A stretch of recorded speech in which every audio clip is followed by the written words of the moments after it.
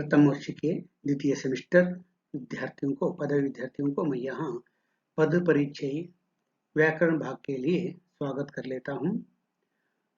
छात्रों, आपको मालूम है व्याकरण भाग में पद परिचय एक कंपलसरी प्रश्न है। वह पद परिचय कैसा करना है ये आज मैं आपको समझाने जा रहा हूँ। पद परिचय क्या है यह विचार आपको पहले बताना चाहिए। व्याकरण में आपको एक विषय तो मैंने इसके पहले भी बता दिया है, वर्ण, शब्द, वाक्य। कुछ वर्णों को सुनिश्चित रूप से लिखने से शब्द बनते हैं और सुनिश्चित क्रम में रखने वाले शब्दों का समूह को वाक्य कहते हैं। तो शब्द के लिए और एक बात शब्द या और एक नाम से पुकारते हैं, ये पद। शब्द के लिए और एक नाम कहते हैं पद। तो वाक्य में रहने वाले हर एक पद का परिचय देना ही पद परिचय है। क्या है? वाक्य में रहने वाले हर एक पद का परिचय देना ही पद परिचय है। तो परिचय देना क्या है? अर्थात वाक्य में रहने वाले पद दूसरे पदों के साथ क्या संबंध है, यह भी विवरण देना पड़ता है। अतः हम इस तरह कह सकते हैं, किस तरह कह सकते हैं? वाक्य में रहने वाले हर एक पदों का व्याकरण के ढंग से विवरण देना ही पद परिचय है।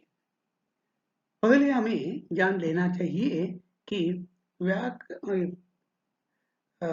पद या शब्दों में कितने प्रकार हैं। हमने जान लिया है कुल मिलाकर 8 प्रकार के शब्द हैं। कितने प्रकार के शब्द हैं? 8 प्रकार के शब्द हैं। संज्ञा, सर्वनाम, विशेषण, क्रिया, क्रिया विशेषण, संबंध बोधक, समुच्चय बोधक, विस्मयादि बोधक। इस तरह 8 प्रकार के शब्द मिलते हैं। तो एक संज्ञा शब्द आया तो संज्ञा शब्द का परिचय देना कैसा है यह पहले हमें जान लेना है।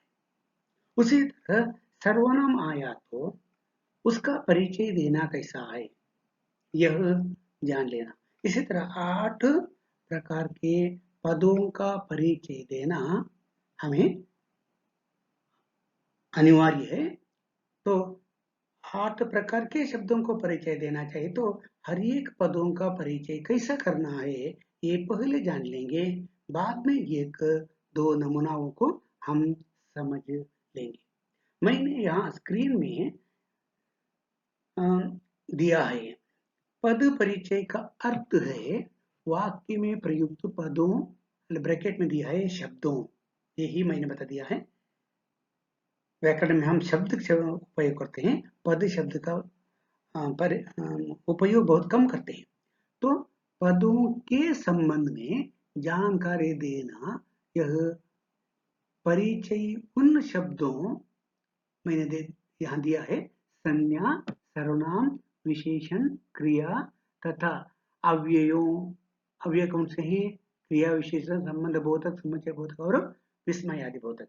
ये 4 प्रकार के और ये 4 प्रकार कुल मिलाकर 8 प्रकार के जो संबंध है, शब्द हैं या पद हैं, उनके संबंध में व्याकरण से प्राप्त जानकारी के आधार पर ही दिया जाता है। तो कुल मिलाकर मैंने अभी बता दिया है। क्या है? व्याकरण में कुल मिलाकर 8 शब्द मिलते हैं या प्रयोग के आधार पर शब्द 8 प्रकार के हैं।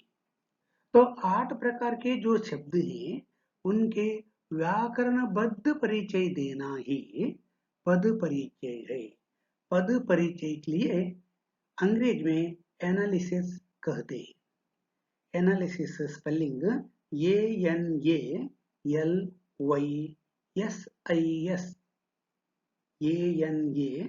ANALYSIS, ANALYSIS।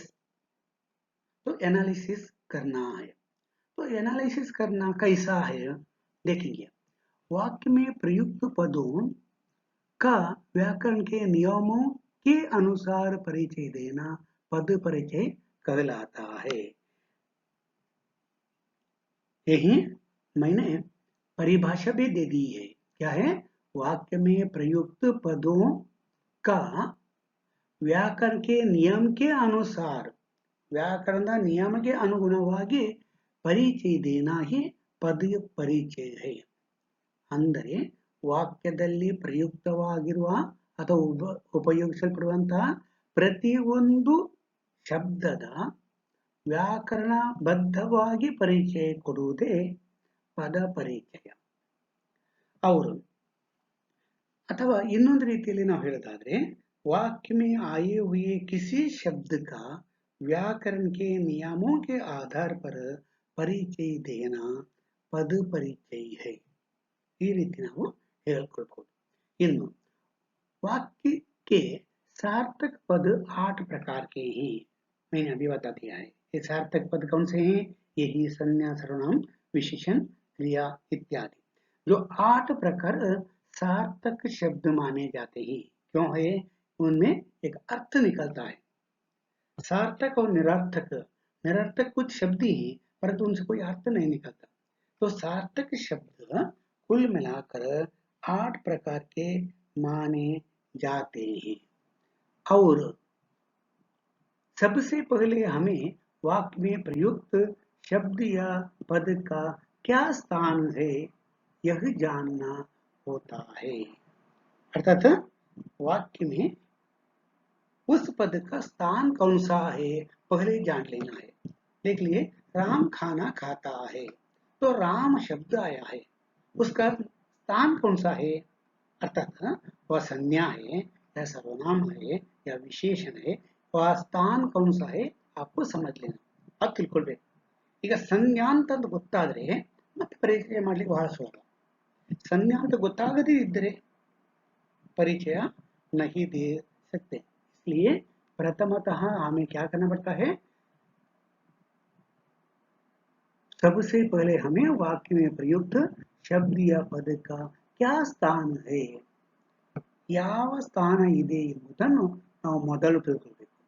ನಂತರ ಬಹು ಸಂಜ್ಞಾ ಸರ್ವನಾಮ ವಿಶೇಷಣ ಕ್ರಿಯಾ ಕ್ರಿಯಾ ವಿಶೇಷಣ ಸಂಬಂಧ ಬೋಧಕ ಸಮಸ್ಯೆ ಬೋಧಕ या ವಿಸ್ಮಯ ಬೋಧಕ ಆ 8 प्रकारದಲ್ಲಿ ಯಾವುದಾದರೂ ಯಾವುದು ಅಂತ ಮೊದಲು ತಿಳ್ಕೊಬೇಕು।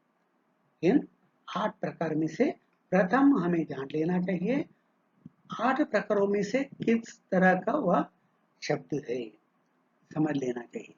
और उसके भेदों, संज्ञाओं की कितने भेद हैं? 5 हैं। उन 5 भेदों में से कौन सा है जान लेना है। उनके भेदों का परिचय दिया जाता है। इनके संबंध में प्रत्येक पद परिचय में क्या क्या बनाया जाना आवश्यक है इस विषय में नीचे बताया जा रहा है। तो नेक्स्ट स्लाइड में मैंने आपको यह बता दी है कि संज्ञा का पद परिचय कैसा करना है। इस तरह हर एक भाग का परिचय कैसा करना है, हर एक पद का परिचय कैसा करना है, यह अगले स्लाइड में दिया गया है। उसका मतलब यह है कि संज्ञा है तो संज्ञा का पद परिचय कैसा है, सर्वनाम है तो सर्वनाम का पद परिचय कैसा करना है। देखिए संज्ञा नाउन, संज्ञा क्या है? नाउन। संज्ञा का पद परिचय कैसा करना है। ಈಗ ನಾಮಪದದ नौन ಇದರ पद परिचय ಮಾಡುವುದು ಹೇಗೆ? पहले तो मालूम हुआ तो आपको संज्ञा लिखना है। संज्ञा लिखने के बाद आपको क्या करना चाहिए? उनमें नेक्स्ट भेद लिखना है। प्रकार, संज्ञा के कितने प्रकार हैं? 5 प्रकार हैं। यहाँ दिया गया है व्यक्तिवाचक, जातिवाचक, भाववाचक, यही 3 दिया गया है। परंतु 3 जातिवाचक में और 2 भेद है। कौन सा है? व्यक्तिवाचक, जातिवाचक, भाववाचक, द्रव्यवाचक, समूहवाचक, इस तरह 5 भेद है। ಎಷ್ಟು ಸಂಜ್ಞೆಗಳಲ್ಲಿ 5 भेद ಉಂಟು. व्यक्तिवाचक, जातिवाचक, द्रव्यवाचक, समूहवाचक, भाववाचक. इस तरह 5 भेद हैं. इन पांचों में से कोई एक होना चाहिए. ಅದು ಯಾವುದು ಅಂತ ಬರೀಬೇಕು. नेक्स्ट लिंग, 2 ही लिंग है, पुल्लिंग स्त्रीलिंग. और पुल्लिंग है या स्त्रीलिंग है आपको उल्लेख कर लेना. वचन एक वचन है या बहुवचन, 2 ही वचन है, एक वचन और बहुवचन बरीಬೇಕು. नेक्स्ट कारक, 8 कारकों में से कौन सा कारक है. 8 कारक तो मालूम है, कर्ता कारक, करण, कर्म कारक, करण कारक, संप्रदान कारक, अपादान कारक, संबंध कारक, अधिकरण कारक, संबोधन कारक.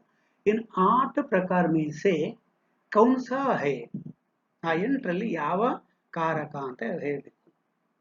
ನೇ ಬಂದರೆ ನೀವು ತಲೆ ಬಿಸಿ ಮಾಡೋದು ಬೇಡ, ಅದು ಕರ್ತ ಕಾರಕ ಆಗಿರ್ತದೆ ಅಲ್ವರೇನ. तो 8 कारकों में से 8 कारಕಗಳಲ್ಲಿ ಯಾವ ಕಾರಕ ಅಂತ ಹೇಳಬೇಕು. ನಿಮಗೆ ಈ ಭಕ್ತಿ ಚಿಹ್ನೆ ಗೊತ್ತಿದ್ದರೆ ಹೇಳಲಿಕ್ಕಾಗ್ತದೆ.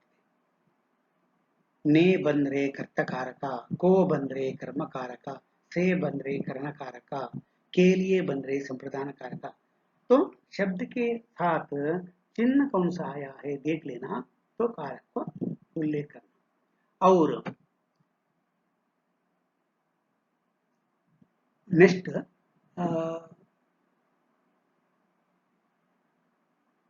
संबंध को लिख लेना चाहिए. संबंध को लिखते समय संज्ञा पद का अन्य पदों से संबंध बताना चाहिए. अर्थात वाक्य में कम से कम 2 या 3 शब्द होते हैं, तो उस नाउन या सर्व संज्ञा वाक्य में रहने वाले कर्म हो सकता है या क्रिया के साथ कौन सा संबंध है ये बताना पड़ता है. उदाहरण के लिए यहाँ ही दिया गया है, देख लीजिए. उदाहरण के लिए हिंदी हमारी राष्ट्रभाषा है. तो हिंदी हमारी राष्ट्रभाषा में हिंदी और राष्ट्रभाषा 2 शब्द क्या है, संज्ञा है. ಏನೋ ಹಿಂದಿ ನಮ್ಮ ರಾಷ್ಟ್ರಭಾಷಾ है ಅಂತ ಇದರಲ್ಲಿ ಹಿಂದಿ ಮತ್ತು ರಾಷ್ಟ್ರಭಾಷೆ ಈ 2 ಶಬ್ದಗಳು ಅದೇನಾಗಿದೆ, नामपद या संज्ञा है. तो हिंदी शब्द लेना चाहिए, तो हिंदी संज्ञा है. कौन सा है, व्यक्तिवाचक संज्ञा है. भेद में क्या है यहाँ देख लीजिए, व्यक्तिवाचक संज्ञा है. और एक वचन वचन लिख लेना चाहिए, हिंदी एक वचन. और हिंदी शब्द पुल्लिंग या स्त्रीलिंग है व स्त्रीलिंग शब्द है. और कारक कौन सा है, कर्ता कारक, हे क्रिया का कर्ता है. ये ही संज्ञा का पद परिचय.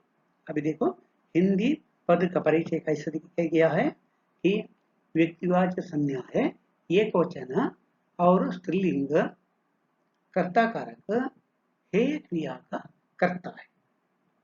अभी नेक्स्ट हिंदी हमारी राष्ट्रभाषा. राष्ट्रभाषा ಅದು ಈ ವಾಕ್ಯದಲ್ಲಿ ಏನಾಗಿದೆ, ನೌನ್ ಆಗಿದೆ, संज्ञा. तो यहाँ देख लीजिए राष्ट्रभाषा जातिवाचक संज्ञा. राष्ट्रभाषा क्या है, जातिवाचक संज्ञा, एक वचन, स्त्रीलिंग, कर्म कारक, हे क्रिया का कर्म पूरक की भांति प्रयुक्त है. इतना राष्ट्रभाषा का पद परिचय कर लेना है. नेक्स्ट सर्वनाम. नेक्स्ट यहाँ सर्वनाम का पद परिचय. सर्वनाम पदों का परिचय देते हुए निम्नलिखित बातें बताना आवश्यक है. ಕೆಳಗೆ ತಿಳಿಸಿದಂತಹ ವಿಚಾರವನ್ನು ಹೇಳಬೇಕಾಗ್ತದೆ. ಅಂದ್ರೆ ಈಗ ಸರ್ವನಾಮದ ಪದ ಪರಿಚಯ ಹೇಗೆ ಮಾಡುವುದು ಅಂತ. सर्वनाम अंग्रेजी में क्या कहते हैं, प्रोनाउन. नौन संज्ञा, प्रोनाउन सर्वनाम. ಈಗ ಪ್ರೋನೌನಿನ ಪದ ಪರಿಚಯ ಹೇಗೆ ಮಾಡುವುದು, सर्वनाम की पद परिचय कैसे करना है देख लीजिए. पहले उनके भेद, कुल मिलाकर उनके 6 भेद हैं. यहाँ 5 ही दिया है. पुरुषवाचक, निश्चयवाचक, अनिश्चयवाचक, प्रश्नवाचक, निजवाचक और संकेतवाचक. या सार्वनामिक कहते हैं, यहाँ दिए नहीं, तो सार्वनामिक। इस तरह 6 भेद हैं। तो 6 भेद में कौन सा भेद है बताना है। ಆರರಲ್ಲಿ ಯಾವುದು ಅಂತ ಬರೀಬೇಕು. ನೆಕ್ಸ್ಟ್ ಲಿಂಗ್. ಲಿಂಗ तो दो ही है, पुल्लिंग अथवा स्त्रीलिंग ಅಂತ बरीಬೇಕು. पुल्लिंग अथवा स्त्रीलिंग आपको लिखना होगा. और वचन, एक वचन या बहुवचन आपको लिखना होगा. पुरुष, केवल पुरुषवाचक सर्वनाम में उत्तम पुरुष, मध्यम पुरुष, अन्य पुरुष. तो सर्वनाम में 3 पुरुष होते हैं, उत्तम, मध्यम, अन्य. तो उत्तम पुरुष है, मध्यम पुरुष या अन्य पुरुष आपको लिखना होगा. तो पुरुषों को समझना चाहिए कैसे, आपको मैंने फर्स्ट सेमेस्टर में बता दिया है. तो उत्तम पुरुष का कौन से, मैं, मेरा, हम, हमारा, ये सभी उत्तम पुरुष है. वह, वे, तुम, तेरा, ये सभी मध्यम पुरुष. वह, वे सभी अन्य पुरुष. तीसरे के हम तुम दो लोगों को छोड़कर तीसरे व्यक्ति के बारे में बताया तो वह अन्य पुरुष है. जो कुछ है तो पुरुषों को कहना है. नेक्स्ट कारक लिखना. कारक 8 कारक मैंने बता दिया है. तो 8 कारकों में से कौन सा कारक बताना चाहिए. और संबंध. तो संज्ञा के प्रकार ही यहाँ भी आता है, परंतु इनमें से पुरुष एक एक्स्ट्रा है. वहीं भी संज्ञा का भेद लिखना, यहाँ भी सर्वनाम का भेद लिखना. और वहीं संज्ञा का कारक बताना चाहिए, सर्वनाम में भी कारक बताना पड़ता है. और वहीं भी लिंग के बारे में कहना पड़ता है, यहीं भी लिंग के बारे में कहना पड़ता है. वहीं भी वचन के बारे में, यहाँ भी वचन के बारे में, ये सभी बताना पड़ता है एक ही तरह. कैसा संज्ञा का पद परिचय कैसे है, संज्ञा किस भेद का, कौन सा भेद है, कारक कौन सा है, वचन कौन सा है, लिंग कौन सा है, और अन्य शब्दों के साथ संबंध. यही भी उसी तरह करते जाना. और उदाहरण के लिए एक छोटा उदाहरण दिया है. तुम विश्वास के योग्य नहीं हो. तुम विश्वास के योग्य नहीं हो. इस वाक्य में सर्वनाम कौन सा है, तुम. इस वाक्य में तुम सर्वनाम है. तो तुम पद का परिचय देना चाहिए. तुम पुरुषवाचक है सर्वनाम. तुम पुरुषवाचक सर्वनाम है. अर्थात सर्वनाम में यहाँ देखा है पुरुषवाचक, निश्चयवाचक, अनिश्चयवाचक, प्रश्नवाचक और निजवाचक. इनमें से पुरुषवाचक सर्वनाम तुम आता है. और उसमें पुरुष कौन सा है, अर्थात 3 पुरुष है ना, कौन से, उत्तम, मध्यम, अन्य. तो बिल्कुल कह सकते हैं तुम मध्यम पुरुष है. क्यों है, उनके सामने रहने वाला व्यक्ति है, तो वह मध्यम पुरुष है. और तुम विश्वास के योग्य नहीं हो. तुम एक वचन है या बहुवचन, तुम एक वचन है. और एक पुल्लिंग है, स्त्रीलिंग, लिंग पुल्लिंग है, कर्ता कारक है, और हो क्रिया का कर्ता है. ये सर्वनाम का पद परिचय. और तीसरा परिचय है विशेषण पद परिचय. तीसरा है विशेषण का पद परिचय. यदि वाक्य में विशेषण पद आया तो, अथवा विशेषण शब्द बंदरे ಅದರ परिचय ಹೇಗೆ ಕೊಡೋದು. यही तो देख लीजिए. विशेषण पदों का परिचय देते हुए निम्नलिखित बातों को बताई जाती है. एक, उनमें भेद लिखना. विशेषण के भेद देख लीजिए. गुणवाचक, संख्यावाचक, परिमाणवाचक, सार्वनामिक और संकेतवाचक. इस तरह 5 प्रकार यहाँ है. उनमें से कौन सा है लिख लेना. लिंग लिखना पड़ेगा, पुल्लिंग या स्त्रीलिंग. वचन लिखना पड़ेगा, एक वचन या बहुवचन. और अवस्था लिखना पड़ेगा, मूलावस्था, उत्तरावस्था, उत्तम अवस्था, ಕೇವಲ ಗುಣವಾಚಕ ವಿಶೇಷಣ में ಗುಣವಾಚಕ ವಿಶೇಷಣ ಆದ್ರೆ ಮಾತ್ರ ಅದರಲ್ಲಿ ಮೂಲಾವಸ್ಥಾ ಉತ್ತರಾವಸ್ಥೆಯ ಉತ್ತಮಾವಸ್ಥಾ ಅಂತ ಆ ಮೂರರಲ್ಲಿ ಯಾವುದಾದ್ರೂ ಒಂದು ಅವಸ್ಥೆಯನ್ನು ಬರೀಬೇಕು. ನೆಕ್ಸ್ಟ್ ವಿಶೇಷ, ಯಾವುದರ ವಿಶೇಷಣ ಹೇಳ್ತಾ ಇದೆ, विशेष जिसकी विशेषता बताई जाती है. ये 4 भेदों को लिखना पड़ेगा. 4 भेद ಯಾವುದೆಲ್ಲ, प्रकार कौन सा है, प्रकार कौन सा या भेद कौन सा है, एक. दूसरा लिंग, पुल्लिंग या स्त्रीलिंग लिखना है. तीसरा वचन लिखना है. चौथा अवस्था लिखना है. और 5वां विशेष लिखना है. किसका विशेष बताता है. उदाहरण है, काला कुत्ता भौंक रहा था. काला कुत्ता भौंक रहा था. तो इस वाक्य में विशेषण शब्द कौन सा है, काला. ಈ ವಾಕ್ಯದಲ್ಲಿ ವಿಶೇಷಣ ಯಾವುದು, ಎಡ್ಜೆಕ್ಟಿವ್. ವಿಶೇಷಣ ಅಂದ್ರೆ ಏನು, ಎಡ್ಜೆಕ್ಟಿವ್. तो ಎಡ್ಜೆಕ್ಟಿವ್ ವಾಕ್ಯ ಯಾವುದು, तो ಕಾಲ, ಬ್ಲ್ಯಾಕ್. ಹಾಗಾದ್ರೆ ಕಾಲ ಎಂಬ ಶಬ್ದದ ಪದ ಪರಿಚಯ ನೋಡಿರಿ. ಯಾವುದು, गुणवाचक विशेषण. कुत्ता का गुण है वह काला है. और कुत्ता पुल्लिंग या स्त्रीलिंग है, पुल्लिंग, तो काला पुल्लिंग. काला कुत्ता एक है या दो, एक ही है, इसलिए एक वचन. और अवस्था कौन सा है, मूल अवस्था, क्योंकि मूल गुण है वह मूल अवस्था. और इसका विशेष क्या है, विशेष ಅಂದ್ರೆ ಯಾವುದರ ವರ್ಣನೆ ಮಾಡ್ತಾ ಇದೆ, ಕುತ್ತ. ವಿಶೇಷ कौन सा है, ಕುತ್ತ. ವಿಶೇಷಣ ಆ ಕುತ್ತದ ವೈಶಿಷ್ಟ್ಯತೆ ಏನು, ಕಪ್ಪು. ಯಾವುದರದ್ದು ಕಪ್ಪು, ನಾಯಿ. ಯಾವುದರದ್ದು प्रश्न है वही कुत्ता है. अतः विशेषण पद का परिचय इस तरह कर सकते हैं. समझ लीजिए, काला कुत्ता भौंक रहा था. इसमें काला शब्द क्या हुआ है, विशेषण है. तो काला शब्द का परिचय हम इस तरह कर सकते हैं. भेद में वह क्या है, गुणवाचक विशेषण है.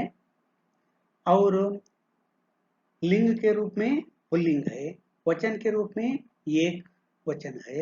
और अवस्था के रूप में मूल अवस्था. और विशेष क्या कौन सा है, कुत्ता. नेक्स्ट क्रिया. हमने अभी तक 3 शब्दों का परिचय कर लिया है, संज्ञा सर्वनाम विशेषण. नेक्स्ट क्रिया, वह बहुत कुछ लंबा दिखाई पड़ता है, तो ये लिखने के बाद ये और बाद बहुत कम है. इसलिए क्रिया का पद परिचय करते समय आपको क्या करना होगा, देख लीजिए. क्रियापदों के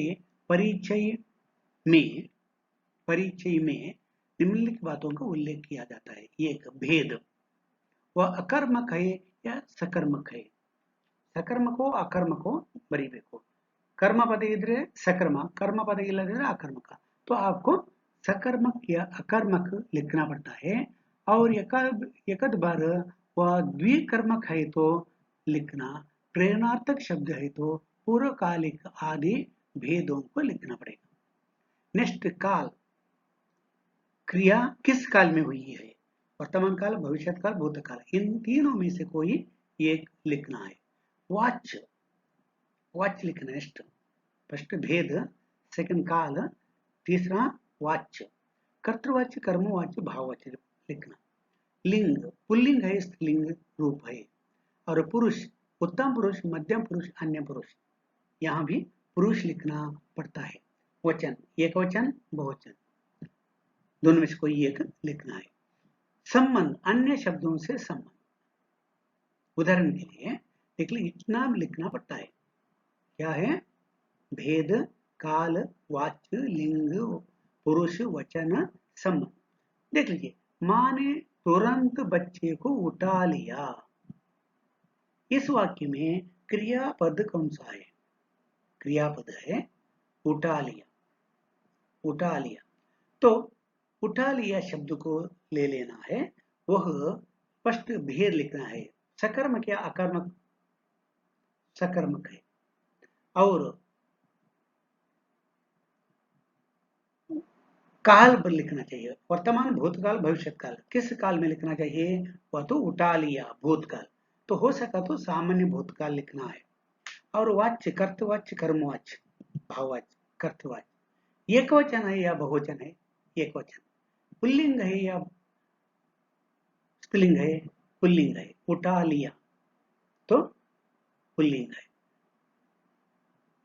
पुरुष लिखना चाहिए, उत्तम, मध्यम, अन्य पुरुष। तो अन्य पुरुष क्यों है? माँ ने उठा लिया है, मैंने नहीं, तुमने नहीं, माँ ने, तो माँ अन्य पुरुष होता है। और कर्ता माँ ने, कर्म बच्चे को, अर्थात इस क्रिया का कर्ता है माँ ने और कर्म है बच्चे को। ನೆಕ್ಸ್ಟ್ ಇದು ಕ್ರಿಯಾಪದದ ಪದ ಪರಿಚಯ ಮಾಡುವುದು. ನೆಕ್ಸ್ಟ್ ಕ್ರಿಯಾ, ಕ್ರಿಯಾ ವಿಶೇಷಣ, ವರ್ಬ್, ಅಡ್ವರ್ಬ್. ಈಗ ಅಡ್ವರ್ಬ್ ಕ್ರಿಯಾ ವಿಶೇಷಣ ಹೇಗೆ ಮಾಡುವುದು ಎಂಬುದನ್ನು ಇಲ್ಲಿ ನೋಡಿ. क्रिया विशेषण पदों का परिचय देते समय केवल दो बातें बताना आवश्यक है. ಎರಡು ಒಂದು भेद ಯಾವುದು ಅಂತ. क्रिया विशेषण के चार भेद होते हैं: कालवाचक, स्थानवाचक, परिमाणवाचक और रीतिवाचक. कालवाचक, स्थानवाचक, परिमाणवाचक, रीतिवाचक. और क्रियापद, ಅದರಲ್ಲಿ ಕ್ರಿಯಾಪದ ಯಾವುದು ಅಂತ ಹೇಳಬೇಕು ಅಷ್ಟೇ. वह क्रिया की जिसकी विशेषता बताई जा रही है. ಉದಾಹರಣೆಗೆ हाथी धीरे चलता है. हाथी धीरे चलता है. तो धीरे इस वाक्य में क्रिया विशेषण. क्यों धीरे क्रिया विशेषण है? चलता या चलना क्रिया का विशेषता है. देख लिए, धीरे रीतिवाचक क्रिया विशेषण, अर्थात चलने की रीति या ढंग बताता है, और चलता है क्रिया की विशेषता बताता है. इतना ही लिख लेना, यादरदो विशेषण. और संबंध बोधक का पद परिचय. अब तक हमने 5 पदों का परिचय ले लिया है और छठवां है संबंध बोधक. यही भी आपको बहुत कम है परिचय देने के लिए. एक ही है. संबंध बोधक के भेद कौन सा है वह भेद बता देना. देख लीजिए, कालवाचक, स्थानवाचक, दिशावाचक, कारणवाचक, तुलनावाचक, साधनवाचक, उद्देश्यवाचक, समानार्थवाचक, विरोधवाचक. इनमें भेद कौन सा है लिख लेना. संबंध बोधक शब्द का परिचय करते समय या पद का परिचय करते समय उनका भेद कौन सा. देख लीजिए, कमरे के अंदर आओ. कमरे के अंदर आओ, तो के अंदर वह संबंध बोधक. के अंदर संबंध बोधक. तो के अंदर का परिचय देख लीजिए. के अंदर स्थानवाचक संबंध बोधक है. कमरे और आओ का संबंध प्रकट करने वाला शब्द है. अतः कमरे और आओ, कमरे अंदर, दो शब्दों को संबंध बताने वाला शब्द यह है. इतना ही लिख लेना. ಇಲ್ಲಿ ಇಷ್ಟೇ ಬರೆಯೋದು. ಸಂಬಂಧ ಬೋಧಕ ಪದದ ಪರಿಚಯ ಕೊಡುವಾಗ ನೀವು ಅದರ ಪ್ರಕಾರ ಯಾವುದು ಅಂತ ಬರೆದರೆ ಆಯ್ತು. ಮತ್ತೆ ಯಾವುದರೊಟ್ಟಿಗೆ ಸಂಬಂಧ ಇದೆ ನೋಡಿ. ಇಲ್ಲಿ ಹೇಳಿದ್ದಾರೆ ಕಮರೆಗೆ ಅಂದರ್ ಆವು ಅಂತ ಹೇಳಿದಾಗ ಇಲ್ಲಿ ಕೆ अंदर ಎಂಬುದು क्या हुआ है? वह संबंध बोधक पद हुआ है. तो संबंध बोधक पद का भेद में से कौन सा है वह आपको लिखना पड़ेगा. यही तो ये बता दिया है, स्थानवाचक संबंध बोधक. और वाक्य में रहने वाले अन्य शब्दों के साथ संबंध बताना है. तो कमरे के अंदर आओ, तो अन्य शब्द कौन सा है? कमरे और आओ. कमरे और आओ शब्दों के संबंध प्रकट करता है. नेक्स्ट, समुच्चय बोधक का पद परिचय. वही भी उसी तरह है. क्या है? पद परिचय केवल दो ही बातों का उल्लेख करना है. समुच्चय बोधक ಸಂಬಂಧ ಬೋಧಕ ಮತ್ತು ಸಮುಚ್ಚಯ. ಸಮುಚ್ಚಯ ಬೋಧ ಅಂದ್ರೆ ಎರಡು ವಾಕ್ಯಗಳನ್ನು ಒಂದುಗೂಡಿಸುತ್ತದೆ. ಸಂಬಂಧ ಬೋಧದಲ್ಲಿ ಒಂದು ಶಬ್ದ ಎರಡನೇ ಶಬ್ದದ संबंध ತಿಳಿಸುತ್ತದೆ. अभी देख लीजिए समुच्चय बोधक का पद परिचय. भेद समानाधिकरण तथा व्यधिकरण. समानाधिकरण या व्यधिकरण. समानाಧಿಕರಣ ಸಮಾನತೆ ಅಂತ ತಿಳಿಸ್ತದೆ, ವ್ಯಧಿಕರಣ ಬೇರೆ ಆಗಿರುವಂಥದ್ದು. ಬೇರೆ ತೋರಿಸ್ತದ ಒಂದು ಗುಡಿಸ್ತದ ಅಂತ ತೋರಿಸ್ಬೇಕು ಅಷ್ಟೇ. ಇಲ್ಲಿ ನೋಡಿ, योजित शब्द का वाक्य वह शब्द अथवा वाक्य जिन्हें समुच्चय बोधक जोड़ता है. उदाहरण के लिए, आप मुझसे बड़े हैं इसलिए मैं आपका सम्मान करता हूँ. आप मुझसे बड़े हैं एक वाक्य, आपका सम्मान करता हूँ दूसरा वाक्य, मैं आपका सम्मान करता हूँ दूसरा वाक्य. तो आप मुझसे बड़े हैं और मैं आपका सम्मान करता हूँ, ये दो वाक्यों को एक मिलाने वाला कौन सा समुच्चय बोधक? इसलिए अगर ನಾವು ಈ ವಾಕ್ಯದಲ್ಲಿ ಪರಿಚಯ ಮಾಡಬೇಕಾದ ಶಬ್ದ ಯಾವುದು? इसलिए. तो इसलिए शब्द देख लीजिए, इसलिए समानाधिकरण समुच्चय बोधक मैं आपका सम्मान करता हूँ वाक्यों को जोड़ता है. ಈ ವಾಕ್ಯಗಳನ್ನು ಜೋಡಿಸ್ತಾ ಇದೆ. ಕೊನೆಯದು आठवां भेद है विस्मयादि बोधक का पद परिचय. वही भी इसी तरह विस्मयादि बोधक में कौन सा प्रकार है और अन्य शब्द के साथ संबंध क्या है आपको लिखना होगा. लिख लीजिए. वही तो भेद लिखना है. विस्मयादि बोधक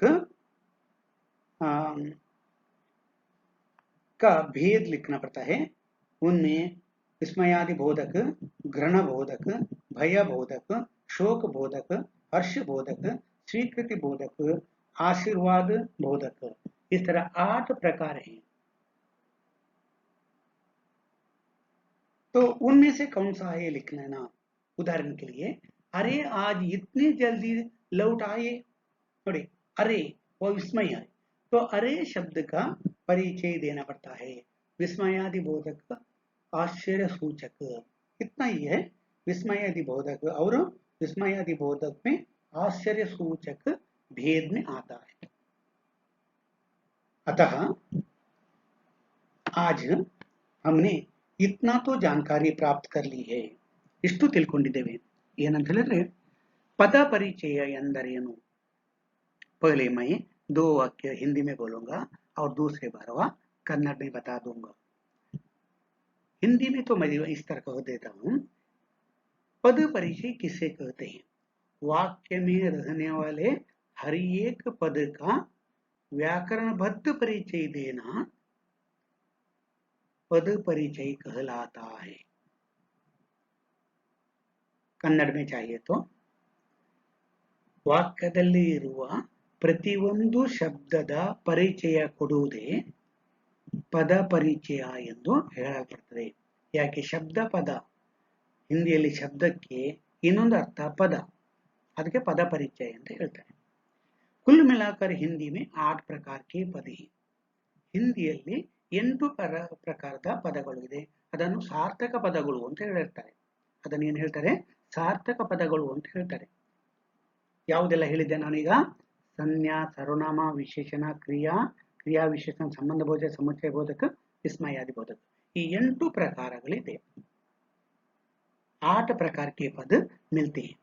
तो 8 प्रकार के पद वाक्य में आते हैं. इसका मतलब है ಯಾವುದಾದ್ರೂ ಒಂದು ವಾಕ್ಯದಲ್ಲಿ ಮಾತ್ರ ಅಲ್ಲ, ಭಾಷೆಯಲ್ಲಿ ಯಾವ ವಾಕ್ಯವನ್ನು ಬರೆದರೆ ಅದರಲ್ಲಿ ಈ 8 ಪ್ರಕಾರದ ವಾಕ್ಯಗಳು, 8 ಪ್ರಕಾರದ ಶಬ್ದಗಳು ಒಂದಲ್ಲ ಒಂದರಲ್ಲಿ ಸಿಗ್ತದೆ ನಮಗೆ. ಆಗ ಹೇಗೆ ಬರೆಯುವುದು ಅಂತ ನಾವು ಈಗ ತಿಳ್ಕೊಳ್ಬೇಕಾಗಿದೆ. तो 8 प्रकार के शब्दों का परिचय कैसा करना है हमें देखना है. ಹಾಗೆ ನಾನು ಹೇಳ್ತಾ ಬಂದೆ. ಸಂಜ್ಞಾದ, ಸರ್ವನಾಮ, विशेषण, क्रिया, क्रिया विशेष, संबंध बोधक, समुच्चय बोधक, विस्मय बोधक, इन सभी पदों का परिचय मैंने अभी बता दिया है और एक एक उदाहरण भी दे दिया है. आज मैं यही पाठ समाप्त कर लेता हूँ. अगले पीरियड में आपको यह बताना चाहता हूँ कि एक वाक्य दिया जाता है और एक वाक्य का पद परिचय कैसा करना है. अतः परीक्षा में भी आपको इसी तरह आता है। राम पुस्तक पढ़ता है, समझ लीजिए, राम पुस्तक पढ़ता है। एक वाक्य देते हैं, पद परिचय कीजिए। तो आपको राम पुस्तक पढ़ता है, ये 3 शब्द का परिचय देना पड़ता है, 5 अंक रहता है। देखेंगे अगले पीरियड में, मैं तो आपको ये बता दूंगा। आज यह पाठ समाप्त कर देता हूँ। धन्यवाद।